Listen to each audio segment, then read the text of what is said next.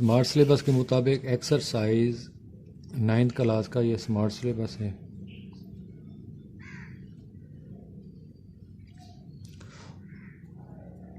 Exercise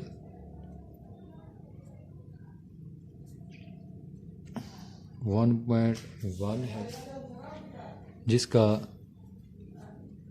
smart syllabus में जिसका एक और सवाल दिया गया है, क्वेश्चन नंबर 3।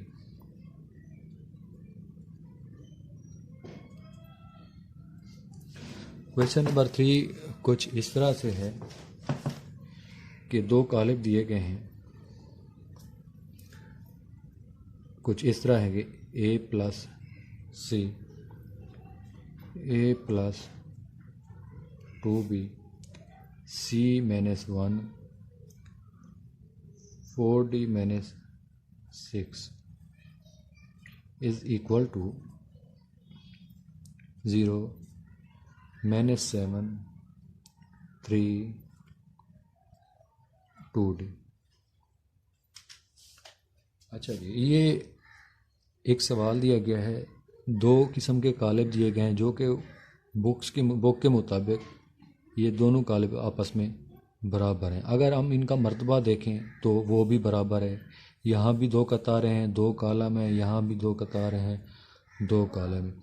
तो फिर हम कह सकते हैं कि जब दो कालिब आपस में बराबर होते हैं तो उनके मुतकाबला अरकान, सामने वाले जो अरकान हैं वो भी आपस में बराबर होते हैं। मतलब I mean 1 a plus C is equal to C 0, a plus 2b is equal to minus 7, c minus 1 is equal to 3, 4d minus 6 is equal to 2d। यानी उर्दू में बात कर लेते हैं, a जमा सी, ये कालिब पहले कालिब का a जमा सी जो है वो बराबर होगा 0 के, a जमा 2b जो है वो माइनस 7 के, c माइनस 1 जो है वो 3 के बराबर होगा, 4d माइनस 6 जो है वो 2d के बराबर होगा।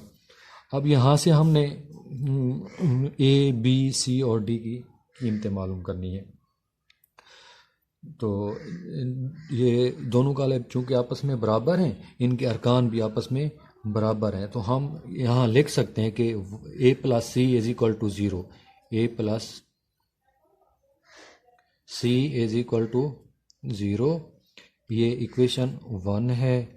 इसी तरह a प्लस या c माइनस 1, पहले इधर से पूरा कर लेते हैं, c minus 1 is equal to c minus 1, इसकी जगह ये 3 है तो ये 3 के बराबर होगा।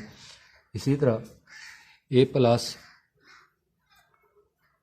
2b is equal to a plus 2b is equal to minus 7। इसी तरह 4d minus 6 is equal to 2d। अब हमने यहाँ से a, b और c की कीमतें निकालनी हैं, तो हम पहले मसवात 2 लेते हैं, क्योंकि ये मसवात 2 है, सॉरी लिखना भूल गया, ये मसवात 3 है, ये मसवात 4 है। क्योंकि अब हम देखें तो ये c माइनस 1, यहाँ से हम आसानी से एक को दूसरी साइड पे ले जाके c की कीमत निकाल सकते हैं। तो पहले हम लेंगे मसवात 2, इधर लिखेंगे टेकिंग इक्वेशन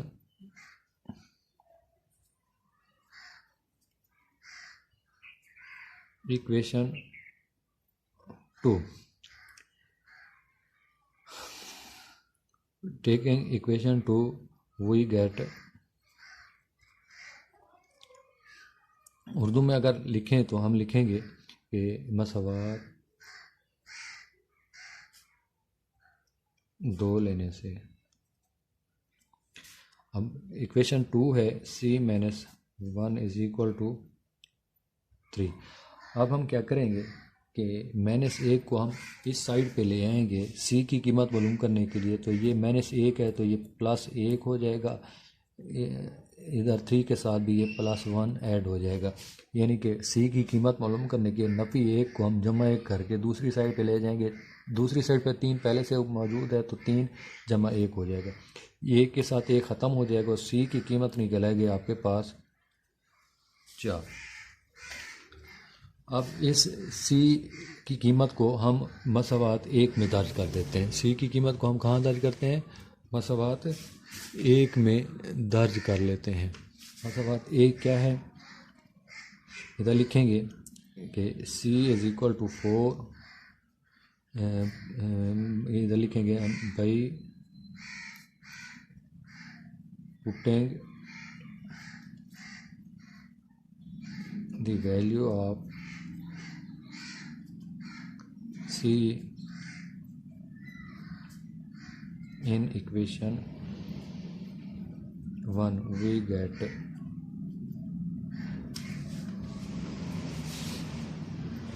उर्दू में लिखेंगे कि C की कीमत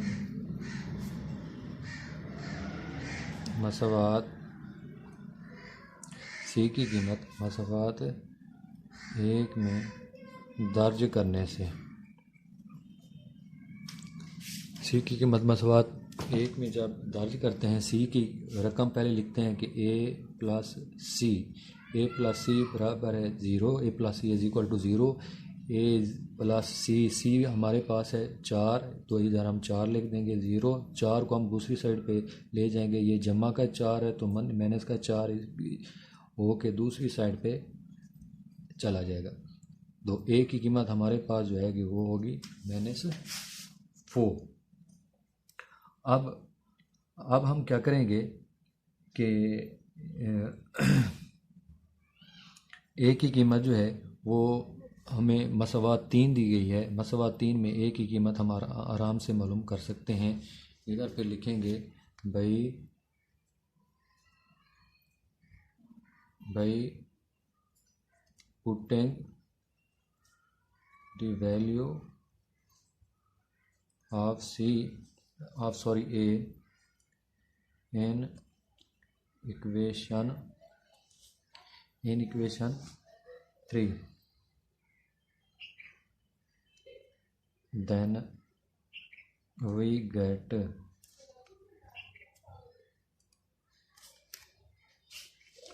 तो अब ये कीमत दर्ज कर रहा हूँ मैं। हमें मसावात यहाँ उर्दू में लिखेंगे कि A की कीमत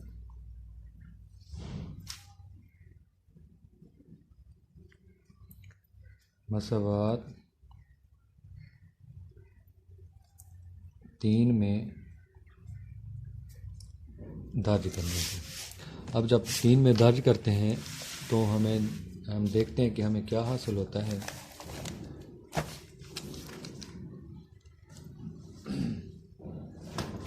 मसावात इक्वेशन 3 जो है वो है A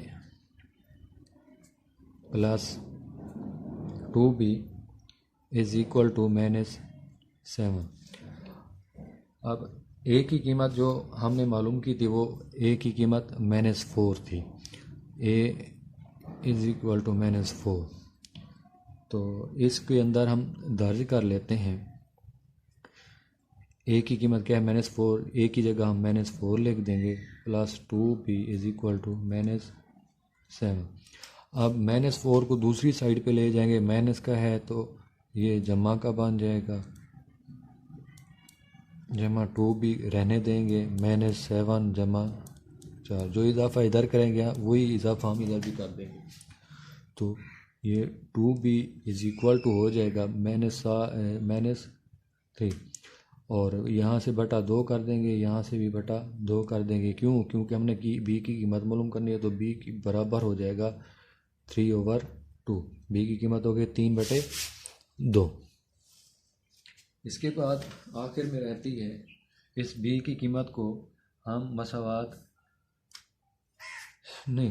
अब एक और कीमत रहती है, मसावात रहती है, मसावात 4। आप इधर लिखेंगे टेकिंग, वो सिंपल सी आराम से हल हो जाएगी। टेकिंग इक्वेशन 4 वी गेट, इधर लिखेंगे उर्दू में मसावात 4 लेने से मसवा 4 जो है वो है 4d minus 6 is equal to 2d। ठीक है डियर स्टूडेंट्स, अब यहाँ हम आसानी से d की कीमत मालूम कर सकते हैं। किस तरह कि ये जो हमें इक्वल के दूसरी साइड पे 2d दिया गया है, वो उसको हम पहली साइड पे ले आएंगे और मैंने 6 को दूसरी साइड पे ले जाएंगे। तो इस तरह हमारे पास एक मसवात बनेगी कैसी, 4d minus 2d is equal two plus 6। ये माइनस का था, इधर आया प्लस का बन गया। ये 2d प्लस का था, ये इधर आया माइनस का बन गया। 4d में से हम अगर 2d निकाल लें तो हमारे पास क्या रकम बचेगी, 2d बराबर हो जाएगा 6 के। अब यहाँ से हम दो बटा कर देंगे, यहाँ से भी 2 बटा कर देंगे। 2 1 2 d इज इक्वल टू 2 1 2 2 6 होता है। तो d की कीमत हमारे पास आएगी 3। अब हमारे पास a b और c चारों कीमतें निकल आई हैं, तो हम इधर हम लिख सकते हैं। ये पास उर्दू में लिखेंगे पास या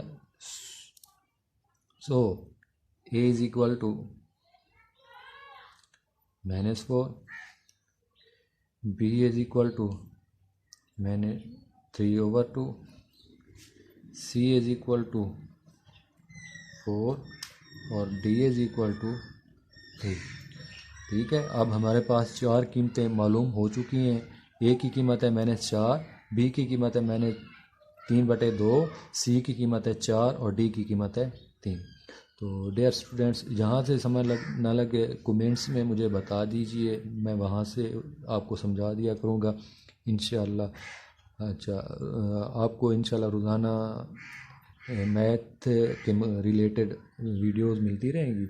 आप कोशिश करें कि रोज़ाना मेरे चैनल को विज़िट कर लिया करें और सबसे पहले मेरे चैनल को सब्सक्राइब कर लें, लाइक किया करें और शेयर कर दिया करें। शुक्रिया।